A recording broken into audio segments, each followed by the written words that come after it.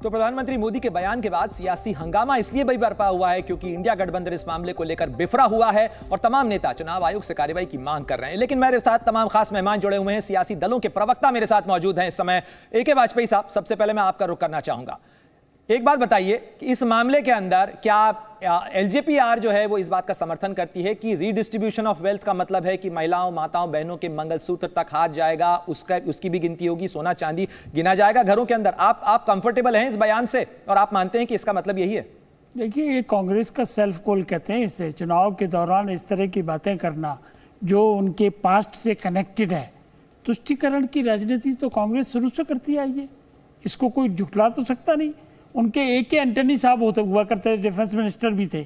उनकी एक कमेटी बनाई गई 14 की हार के बाद, तो उस कमेटी ने बाकायदा राइटिंग में रिपोर्ट दी, स्टडी करके कि हाँ जी, कांग्रेस की जो हार हुई है वो तुष्टीकरण की वजह से हुई है। मनमोहन सिंह का बयान अभी आपने सुनाया ही है। तो इस तरह का संविधान इजाजत नहीं देता। देखिए वाजपेयी साहब, रामविलास पासवान उसी यूपीए गवर्नमेंट का हिस्सा थे जिसके प्रधानमंत्री मनमोहन सिंह के बयान का बार बार जिक्र होता है। बिल्कुल ठीक बात है, हम कब मना कर रहे हैं, लेकिन हम उस वक्त भी कंडेम करते थे, आज भी कंडेम करते हैं। देखिए, संविधान सुप्रीम है। आपने उस पर कंडेम किया था रामविलास पासवान का ऐसा कोई बयान? मुझे तो याद नहीं। संविधान सुप्रीम है, संविधान के हिसाब से देश चलता है, सरकारें चला करती हैं।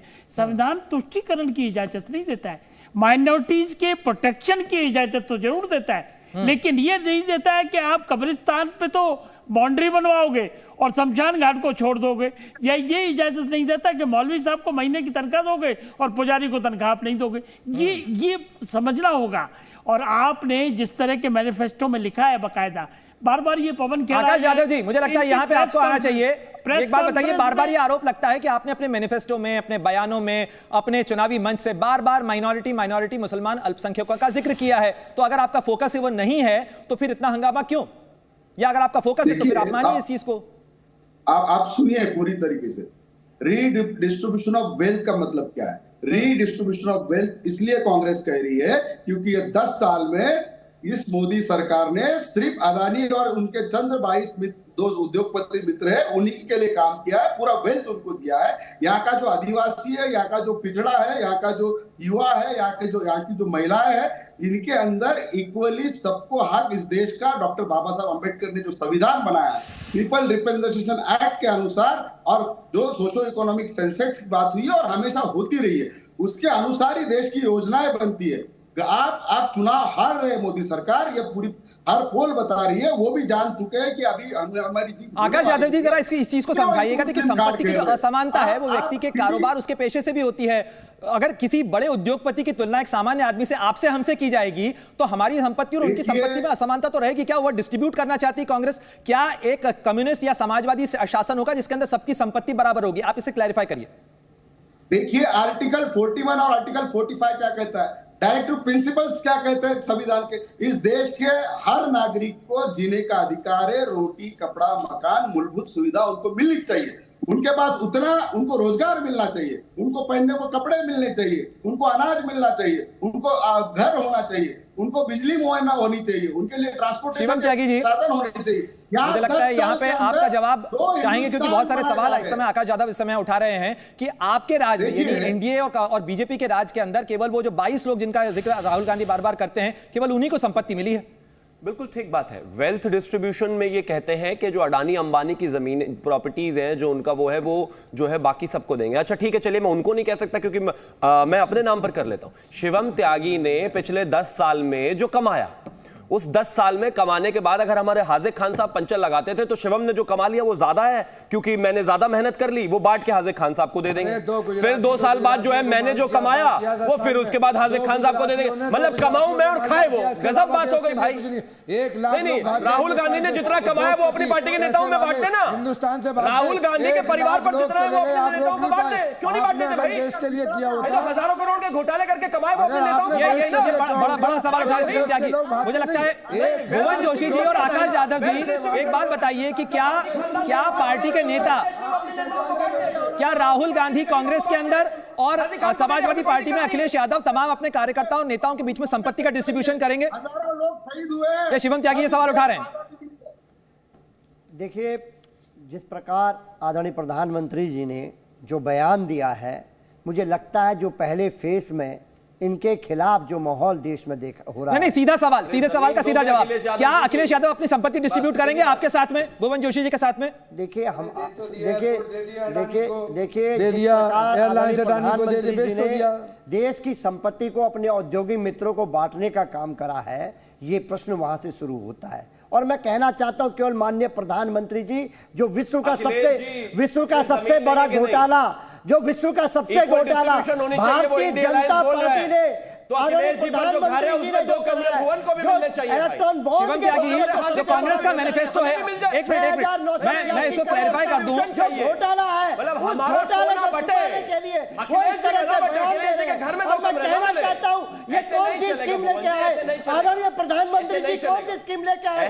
देश के भ्रष्टाचार की वो स्कीम, पहले डंडा, हमारी अंगूठी चेन मंगलसूत्र बंटवाने के लिए इतना लड़िए मत, एक मिनट इतना लड़िए मत, इस देश की महिलाएं देख रही हैं, इस देश की महिलाएं देख रही है, इतना लड़िए मत। मुझे लगता है कि सारी बहस जो है वो कांग्रेस के मैनिफेस्टो के बाद शुरू हुई थी। आकाश यादव जी, एक चीज आज आप कांग्रेस के प्रवक्ता के तौर पर, एक मिनट भुवन जोशी जी, एक मिनट भुवन जोशी जी, एक मिनट रुकिए। आकाश यादव जी जरा ये स्पष्ट कर दीजिए कि कांग्रेस का कोई मंशा मंतव्य नहीं है कि वो घर में घरों का सर्वे करके महिलाओं की संपत्ति का विवरण लेकर और उसको रीडिस्ट्रीब्यूट करने का विचार रखती है, आप क्लियर कर दीजिए। सोशो इकोनॉमिक सर्वे में कहीं लिखा नहीं गया है कि महिलाओं के गहनों का। ये देखिए, मोदी जी की ये खुद की मंशा है, इस देश के लोगों के जेब के पैसे तो निकाल के अदानी को दे चुके 17 लाख करोड़। अभी हमारी माता बहनों पे जो गहने हैं, जो मंगलसूत्र पहनती है, उनके ऊपर नजर है मोदी जी की, और वो लूट नहीं जादव जी, अगर फिर से ये सरकार में आते हैं पैसा नहीं है तो सर्वे किस बात का कराना चाहते हैं? मोदी जी की मंशा आपने अपने मैनिफेस्टो में लिखा हुआ है कांग्रेस का सोशो इकोनॉमिक सर्वे कराएंगे हम और वेल्थ रीडिस्ट्रीब्यूट करेंगे। जब पैसा बचा ही नहीं तो किसको रीडिस्ट्रीब्यूट करना चाहते हो? जरूरत है इस देश की सामाजिक आर्थिक न्याय के लिए, इस देश के हर वर्ग को न्याय देने के लिए ये जरूरी है जानना। यादव जी, राहुल गांधी जी आपको अपनी प्रॉपर्टी का कोई हिस्सा दे रहे हैं क्या? ये क्या है, किस वर्ग को नहीं बोलेंगे, सिर्फ फायदा पहुंच रहा है? पॉइंट पर जवाब नहीं देंगे। कानून, इस देश का संविधान हर एक के लिए बना है, हर एक को न्याय देने के लिए कांग्रेस काम करेगी। आकाश जी, फिर आप ये कहिएगा कि मौका नहीं दिया। ये जो शिवम त्यागी सवाल पूछे, देखिए नेशनल टेलीविजन के ऊपर, जी न्यूज के ऊपर ये सवाल पूछ रहे हैं कि क्या राहुल गांधी जो है संपत्ति का डिस्ट्रीब्यूशन करेंगे। हालांकि मुझे नहीं लगता कि इस तरीके के किसी टेंजेंट से उनका भी कोई मंतव्य था या कांग्रेस का था, लेकिन आप अगर कोई जवाब देना चाहें तो।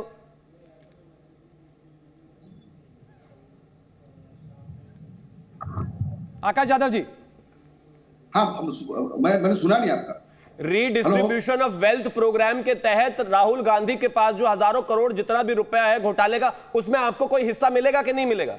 या रीडिस्ट्रीब्यूशन ऑफ हेल्थ 22 लोगों का ही होगा, देश का ही होगा? अच्छा, आपको मिलेंगे कि 2 कमरे अखिलेश यादव जी से जो इतना चिल्ला रहे हैं? बताइए, ये देखिए, कितने पैसे मिल रहे हैं त्यागी, आप देश को बताओ। इनके नेताओं का पैसा बटने की जैसे ही बात आती है, घोटाला करा है, उस घोटाले में शिवम त्यागी को कितने पैसे मिलेंगे बताइए?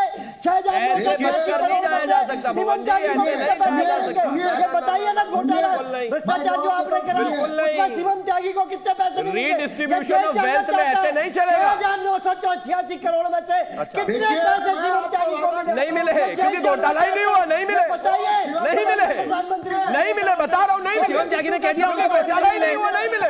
ये विश्व का सबसे नहीं मिले। ये सीतारमण जी के पति ने कहने, ये देख रहे हैं सबसे बड़े घोटाले, ये देख रहे हैं हार्दिक खान जी के लिए कितने लड़ रहे हैं समाजवादी वाले।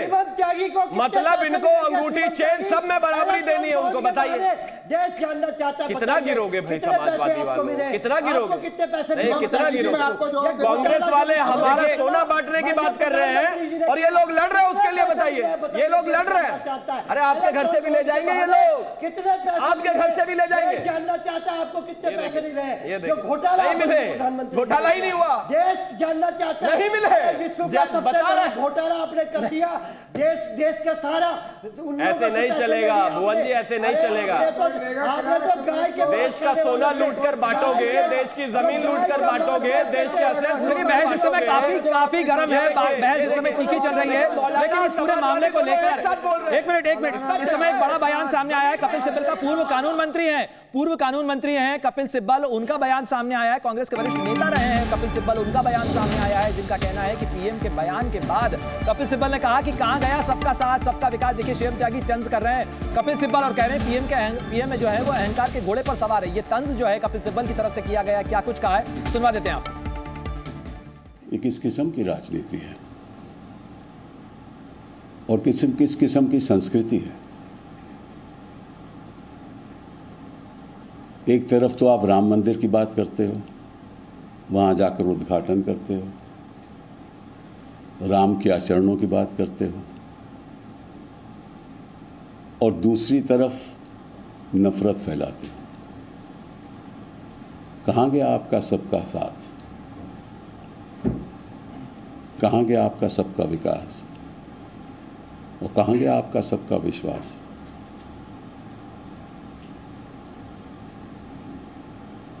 नफरत के घोड़े का दूल्हा बनकर आप कभी हिंदुस्तान को बरकरार नहीं रख सकते।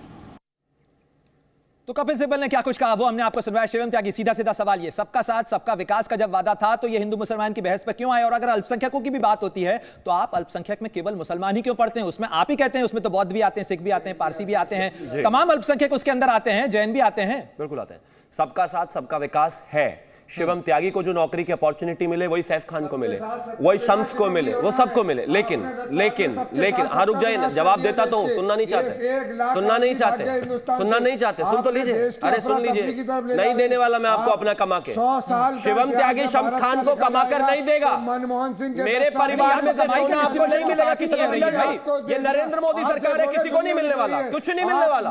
मैं बराबर की अपॉर्चुनिटी मिलेगी, चोरी नहीं मिलेगी भाई, चोरी नहीं मिलेगी। मेरी जमीन इनको दे दो, मेरा सोना इनको बांट दो, मेरा ट्रैक्टर इनको दे दो, मेरी गाड़ी इनको दे दो, सब इन्हीं को दे दो। कमाल होने भाई, करने की अपॉर्चुनिटी मिलेगी, मेरा नहीं मिलेगा, नहीं मिलेगा। मौलाना कितना भी चिल्लाओ, नहीं मिलेगा दुनिया में, नहीं मिलेगा, नहीं मिलेगा। हाजिक साहब आप मांग भी रहे हैं क्या? कमाया हुआ आपको नहीं मिलेगा, आपको नहीं मिलेगा, नहीं मिलेगा भाई, कमाना पड़ेगा, कमाना पड़ेगा, कमाना पड़ेगा। वाजपेयी जी, मुझे लगता है छोटी सी टिप्पणी आपकी यहाँ पे जरूरी हो जाती है। नरेंद्र मोदी सरकार है, किसी को नहीं लेने देगी। शिवम जी अपने सहयोगी को तो बोलने दीजिए।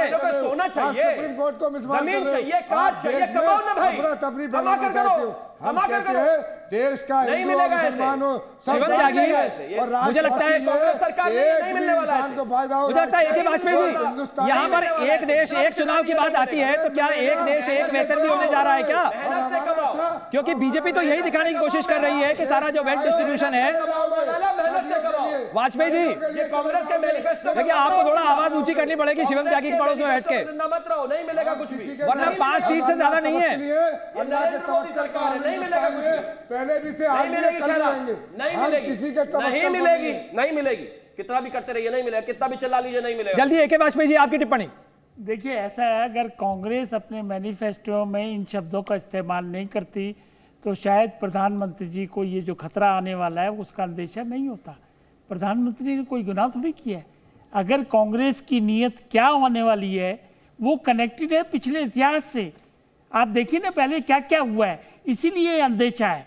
और समाज में अगर एक वर्ग के खिलाफ कोई साजिश की जाएगी तो उसको तो कंडेम करना। जल्दी से छोटी सी टिप्पणी, मेरे पास कुछ सेकंड बाकी हैं। आकाश, खोलना चाहिए, ये जो समानता है, समानता के नाम पे एक देश एक वेतन करने जा रहे हैं क्या?